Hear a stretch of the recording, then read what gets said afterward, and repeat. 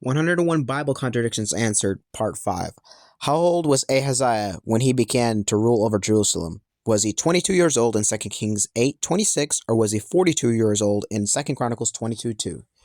So guys, I'm back to posting, especially this series. It's been a while since I did this, and we're back with the Bible contradictions. So, good timing, because this is actually one of the most popular Bible contradictions of all time. It's brought up a lot, so if you want to learn how to answer this, you might want to pay attention. So, there are three explanations that I found to be the best way to explain this passage. The first one especially, which is the one I personally hold to as being the explanation, but these other two could be possible. And so the first one is the most popular response, which is, I believe, is the best one, is that this is actually a copyist error. So, if I'm not mistaken, the Hebrew for 42 and 22 look very similar. Very, very similar. So, it can be easy to make a mistake between the two and accidentally write 42, or have bad handwriting and then make the 42 look like a 22. It's easy to do that.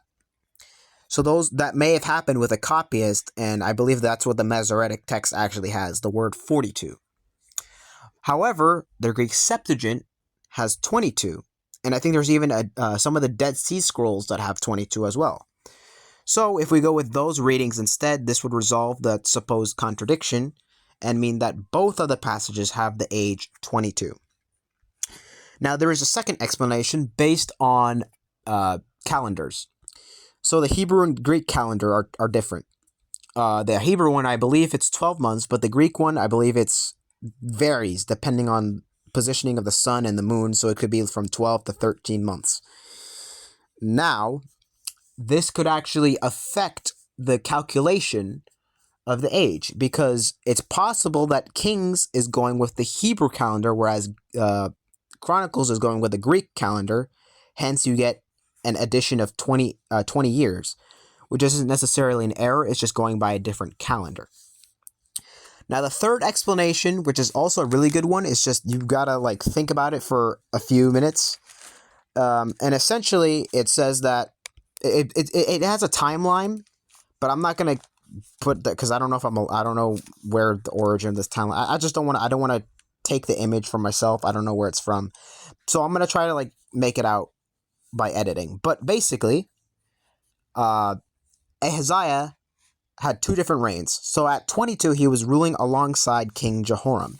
And you can argue this based on 2 Kings 8:28, where it says that he went with Jehoram, the son of Ahab, to war against Hazael, king of Syria, and at Ramoth Gilead, and the Syrians wounded Jehoram. So he went to war with him. However, what's not recorded in Kings is that Jehoram actually kidnaps his sons. 2 Chronicles 22:16-17. And that includes Ahaziah. So that would cut off his 1-year reign at the age of 22. And then that's it. His reign is over there. However, at around the age of 40, Jehoram dies.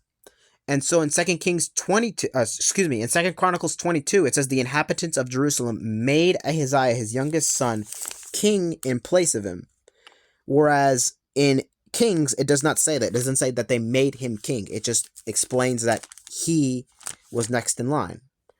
So Ahaziah may have had two reigns, and the second one was when they made him king some years, 20 years after Jehoram died.